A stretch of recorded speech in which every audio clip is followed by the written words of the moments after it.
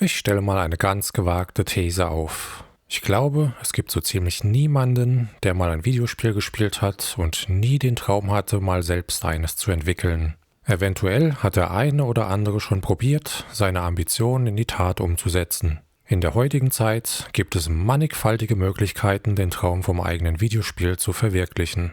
Auch ohne die hohe Kunst der Programmierung zu erlernen, gibt es Baukastensysteme, mit denen simple Spiele ohne immensen Zeitaufwand zusammengebastelt werden können. Beispiele sind die populären RPG-Maker, aktuell in der Version MZ, oder die neueren Indie-Lösungen wie RPG in a Box, beide auf Steam erhältlich. Wer tiefer in die Materie einsteigen will, lernt gleich mit einer ganzen Spiele-Engine wie Unity oder Unreal Engine umzugehen. Dies bedeutet natürlich höheren Aufwand. Dafür stehen einem so ziemlich alle erdenklichen Spielekonzepte offen, die man sich vorstellen kann. Hobbyentwickler mussten sich aber nicht erst bis zur heutigen Zeit gedulden, wenn sie selbst kreativ werden wollten. Bereits 1995 konnte man mit dem von Chris Hopkins entwickelten Adventure Creation Kit, kurz ACK, sein eigenes Rollenspiel nach dem Vorbild der legendären Ultima-Reihe von Richard Garriott entwerfen. Gut, grafische Wunderwerke oder tiefgründige Spielefunktionen durfte man damit nicht erwarten. Vorlage für die selbstentworfenen Spiele ist nämlich der 5. Teil der Ultima-Reihe. Dieser war zu diesem Zeitpunkt auch schon schlappe 7 Jahre alt. ACK sorgte also damals, genau wie heute, für einen netten kleinen Retro-Flair. Eine wichtige Sache ist noch zu erwähnen. Stammte das ACK, mit dem ich groß geworden bin, noch aus dem Jahre 1995, so hat Chris Hopkins auch darüber hinaus noch an seinem Programm gearbeitet. Die aktuellste Version datiert aus dem Jahre 2009, ist mittlerweile Freeware und bietet einige Funktionen und Verbesserungen, die ich damals so nicht kannte. Außerdem ist das Programm mittlerweile optimiert für die Anwendung mit DOSBox. Ob es so noch nativ auf normalen Rechnern läuft, kann ich mangels alten PC leider nicht in Erfahrung bringen. Im Grundsatz ist das, was ich heute präsentiere, jedoch so ziemlich nahe an der Version, die ich in den 90ern kennen und schätzen gelernt habe. Startet man das Programm, wird man von einem schnuckeligen, gemütlichen Titelbildschirm erwartet. ACK basiert auf Abenteuermodulen, die erst geladen werden müssen, bevor man großartig mit dem Titelbildschirm etwas anfangen kann. Bevor man sich an die Arbeit macht, ein eigenes Meisterwerk zu erschaffen, sollte man zuerst mal einen Blick in die mitgelieferten Tutorial-Spiele werfen. 4 Stück an der Zahl sind im Umfang dabei, wobei das treffend formulierte Tutorial-Spiel eure erste Anlaufstelle sein sollte. Hat man dieses ausgewählt, sind die vormals ausgegrauten Menüpunkte im Hauptmenü nun anwählbar.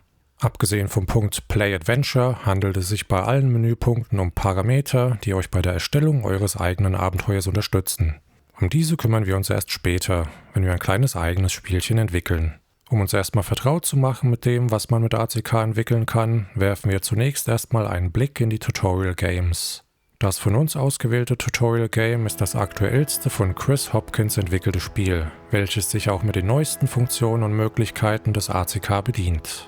So kann man mittlerweile aufwendige Intros für seine Spiele entwickeln und diese sogar mit eigenen Musikstücken bedienen. Das war zu meiner Zeit damals nicht möglich.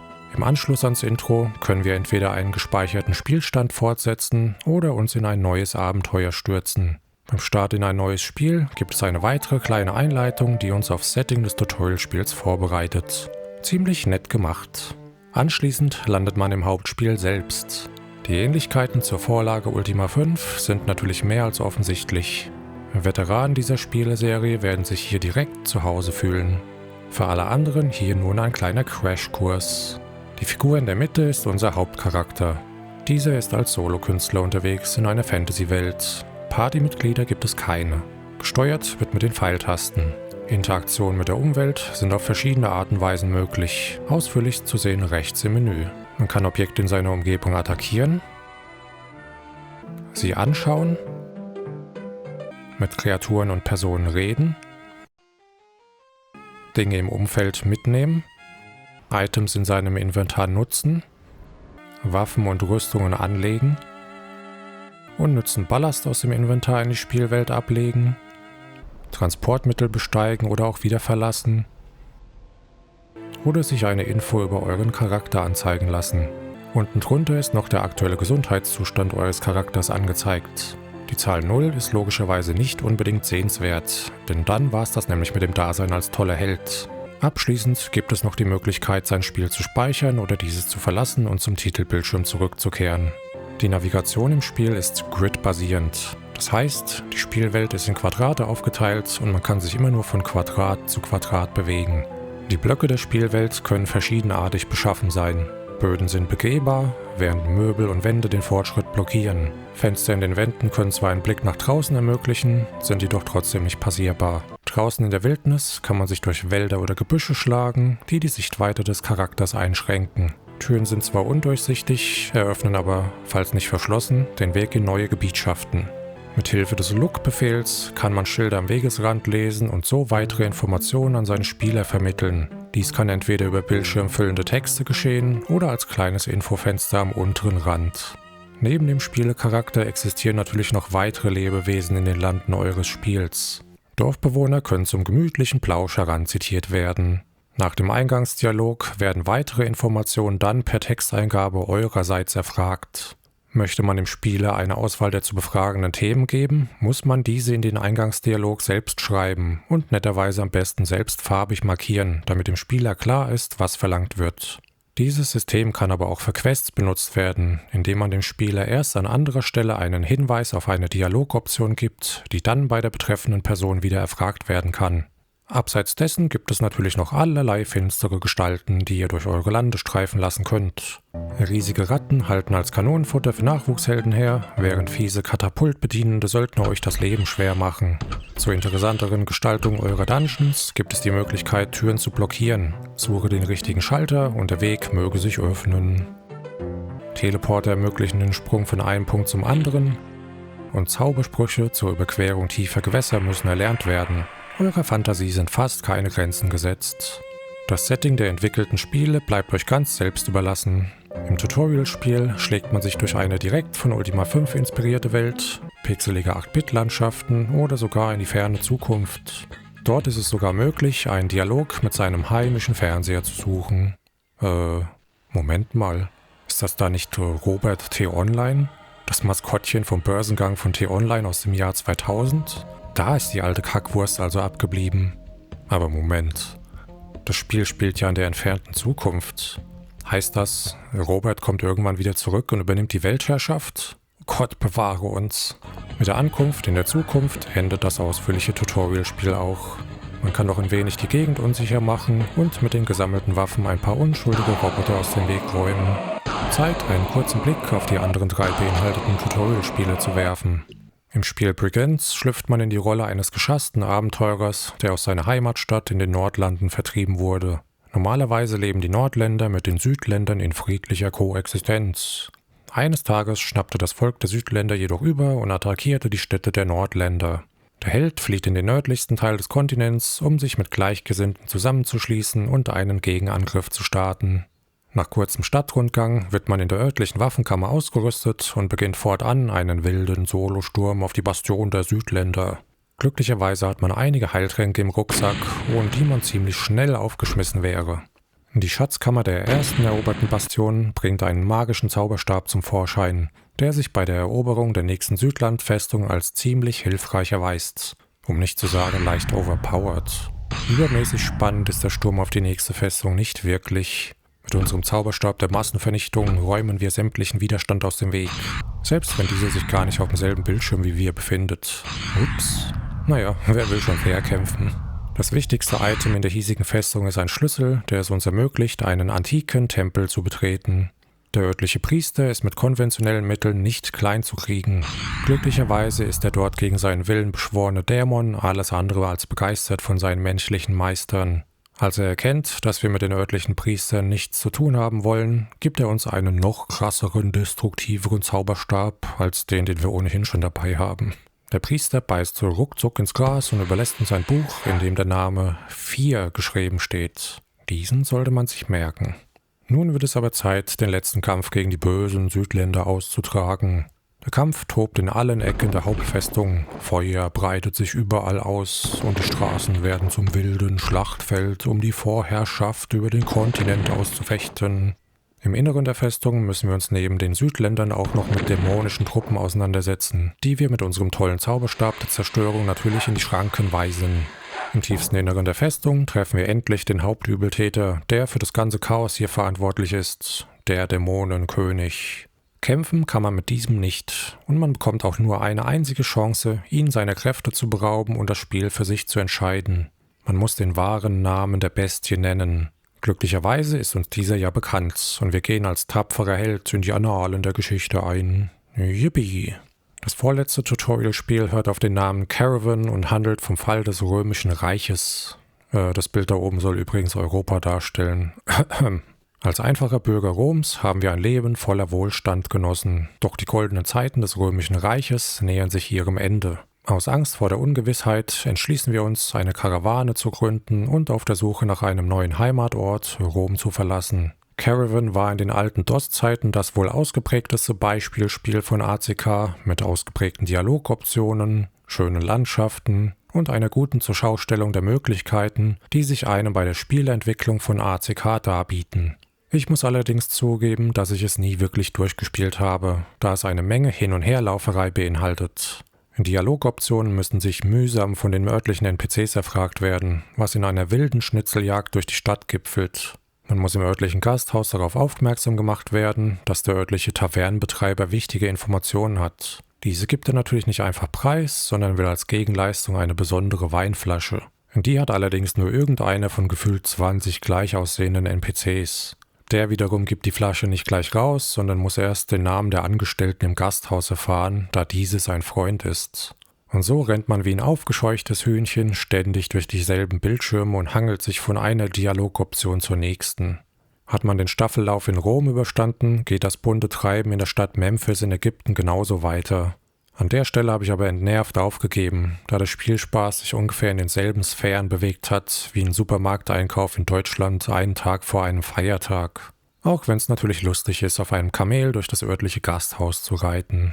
Das letzte Beispielspiel mit dem Namen Space ist auch das simpelste von allen. Ein kleines Alien-Raumschiff ist auf einem Mond abgestürzt, war aber unbemannt. Die Menschheit entdeckte an Bord aber Materialien und Technologien, die ein neues Weltraumzeitalter eingeläutet haben. Eure Aufgabe ist es, Planeten im Solarsystem sowie benachbarten Systemen einen Besuch abzustatten und auf neue Mineralien zu stoßen. Dreh- und Angelpunkt ist eine Stadt auf der Erde, bei der wichtige Utensilien für eure Weltraumaktivitäten gekauft werden können. Dazu gehören Sonden zur Analyse der Planeten, Minenausrüstung zur erfolgreichen Bergung neuer Rohstoffe und Upgrades für euer Weltraumschiff. Großartig umfangreich ist die Erfahrung jedoch nicht. Als Tutorial geht es aber natürlich vollkommen in Ordnung. Nun wird es aber Zeit, ein kleines eigenes Spiel anzulegen. Ich werde für Demonstrationszwecke natürlich kein vollumfangreiches Abenteuer an den Start legen. Um alle Funktionen von ACK zu erklären, könnte ich mehrere Stunden aufwenden. Einen groben Einblick in die Erstellung möchte ich natürlich trotzdem geben. Die Spiele von ACK sind als Module zu verstehen und können im Spieleauswahlbildschirm erstellt werden. Nachdem man sich für einen Namen entschieden hat, sollte man als ersten Schritt eines der bestehenden Adventure Kits als Grundlage für sein Spiel importieren. Andernfalls muss man wirklich alles selbst von Null erstellen. 3 Kits stehen zur Verfügung, um als Basis für euer Spiel zu dienen. Das umfangreichste davon ist das Ultima Kit, welches natürlich auf den gleichnamigen Spielen basiert. War der Import erfolgreich, kann man sich im Grafikeditor die frisch eingefügten Sprites anschauen. Alle Grafiken von ACK-Spielen sind 16×16 große Sprites. Diese beinhalten sowohl die Landschaftsblöcke als auch die Inventargegenstände und Spieler- und Nicht-Spieler-Charakter. Um dem Spieler einen netten Einstieg in unser Spiel zu verschaffen, schreiben wir eine kleine Intro-Nachricht. Dazu benutzen wir den eingebauten Dialog- und Texteditor und erstellen eine Long Message. Das sind die bildschirmausfüllenden Texte aus den Schildern vom ersten Tutorial-Spiel, wenn ihr euch zurückerinnert. Einmal erstellt, kann diese im Configure-Adventure-Bildschirm als Intro festgelegt werden. Als nächstes sollten wir den ersten Handlungsort für unser wahnsinnig tolles Spiel erbauen. Mit dem Maps- und Regions-Editor erstellen wir als erstes eine neue Region. Eine Region kann eine von 3 verschiedenen Typen haben. Für unseren ersten Ort erstellen wir einen simplen Room-Type. Dieser ist ein fest definierter Bildschirm, der nicht scrollt, aber aus mehreren verschiedenen Räumen bestehen kann. Haben wir dem Gebiet einen Namen verpasst, wird es Zeit, den ersten Raum anzulegen. Wir ziehen ein kleines Viereck, um die Ausmaße unseres Raumes zu bestimmen. Die Räume sind typisiert mit Buchstaben, was der Übersicht dient und uns ermöglicht, unseren ersten Raum A zu editieren. Jetzt sind wir im richtigen Raumeditor angelangt. Hier sieht es jetzt genauso aus, wie es dann auch später im Spiel selber aussehen wird. Die Bedienung ist im Handumdrehen erlernt. Mit Alt A, B, C oder D legen wir einen Block auf einer dieser Buchstaben. Anschließend kann man mit dem entsprechenden Buchstaben den ausgewählten Block an der Stelle platzieren, an der sich der Cursor befindet.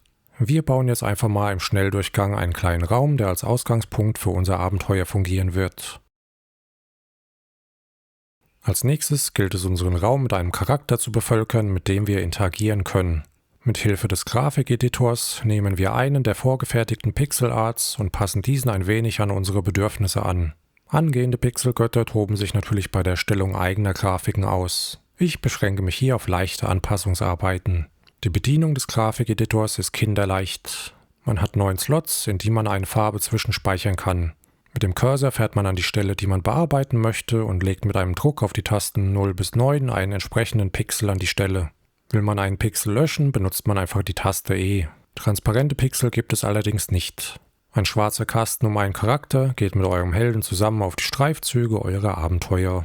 Haben wir unseren Charakter fertig gezeichnet, wird es Zeit, eine neue Kreatur im Spiel anzulegen.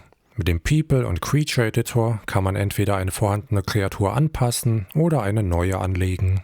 Als Grafik wählen wir unsere gerade bearbeitete Textur aus, geben ihr noch einen markanten Namen und ändern die Statuswerte nach unseren Vorstellungen.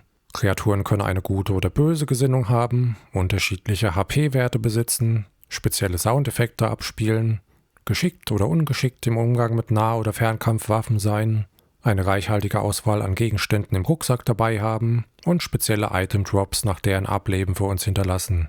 Haben wir unseren NPC erstellt, wird es Zeit, diesen in unser Haus zu setzen und ihm ein paar Dialogoptionen mit auf den Weg zu geben. Dazu nutzen wir den Dialogeditor und legen als erstes einen Introtext fest, der erscheint, sobald man das Gespräch mit diesem Charakter startet. Die Bye-Sequenz wird abgespielt, wenn man sich von seinem Gegenüber verabschiedet, und das Fragezeichen steht für Dialogoptionen, die dieser Charakter nicht besitzt. Man kann natürlich noch weitere Themen erstellen, über die man mit diesem Charakter reden kann. Für unsere Zwecke reicht das simple Gespräch aber erstmal aus. Da wir nun einen Anhaltspunkt haben, wohin es unseren Helden verschlagen soll, wird es Zeit, einen zweiten Raum in unserer Karte anzulegen. Dieses Mal kümmern wir uns um den Außenbereich des Hauses. Dazu erstellen wir eine kleine grüne Wiese und deuten oben natürlich nochmal dezent an, dass sich dort das Haus befindet. Anschließend bevölkern wir die Gegend noch mit 2 Riesenratten, die unser Held zu bekämpfen hat. Bevor wir natürlich zwischen den beiden Räumen wechseln können, müssen wir diese auf beiden Seiten noch mit einem Portal verbinden. Das sind spezielle Blöcke, bei deren Platzierung automatisch ein Ausgangspunkt erwartet wird. Noch sieht der Außenbereich relativ langweilig aus. Lass uns das dann nochmal schnell ändern und ein paar kleine weitere Details hier einbauen. So, ist doch viel besser so, oder? Als nächstes sollten wir eine kleine Weltkarte anlegen, die unsere Ortschaften miteinander verbindet, um das Gefühl einer großen, zusammenhängenden Welt zu vermitteln. Wir erstellen wieder eine neue Region und wählen dieses Mal aber den Regionstyp World Map Type. Nun können wir noch eine Breite und Höhe dieser Weltkarte festlegen. Ich nehme in diesem Fall einfach mal eine 64 x 64 große Karte. Im Gegensatz zu den raumbasierenden Bildschirmen scrollt die Weltkarte mit dem Spielercharakter mit und ermöglicht größer wirkende Gebiete. Glücklicherweise kann man auf diesen Regionstypen mit der Taste F in Kombination mit A, B, C oder D den aktuellen Bildschirmausschnitt mit einem Block auffüllen. Das erspart nervige Handarbeit und sorgt für schnelleres Weiterkommen. Wir stellen jetzt einfach mal einen kleinen Ausschnitt auf unserer Weltkarte und verbinden diesen mit unserer anderen Region. Für den Abschluss unseres Abenteuers erstellen wir noch eine finale Region mit dem Typ Raum und schaffen eine finale Konfrontation mit dem Hauptgegner unserer Story. Als Setting dient der Eingang einer Mine, bewacht von einem fiesen Troll, der sich uns in den Weg stellt. Das Gebiet wird logischerweise wieder mit unserer Weltkarte verbunden, damit unser Held den Ort des Geschehens auch wieder verlassen kann. Natürlich könnte man als finale Konfrontation einen epischen Kampf abliefern, bei dem es um Leben und Tod geht. Ich habe mich in diesem Fall jedoch für ein unblutiges Ende unseres Abenteuers entschieden. Die Konfrontation mit unserem Antagonisten endet in einem Dialog. Dieser gibt uns ein Item, welches wir noch schnell mit dem Item-Editor des Spiels erstellen. Dazu erstellen wir natürlich erstmal einen neuen Gegenstand und verpassen diesem eine passende Grafik. Beim Item handelt es sich um einen sogenannten sonstigen Gegenstand, der als Effekt bei der Benutzung eine kurze Textnachricht abspielt. Zurück im Dialogfenster vom Antagonisten erstellen wir bei der Begrüßung ein Event im Dialog, welches uns das eben erstellte Item übergibt.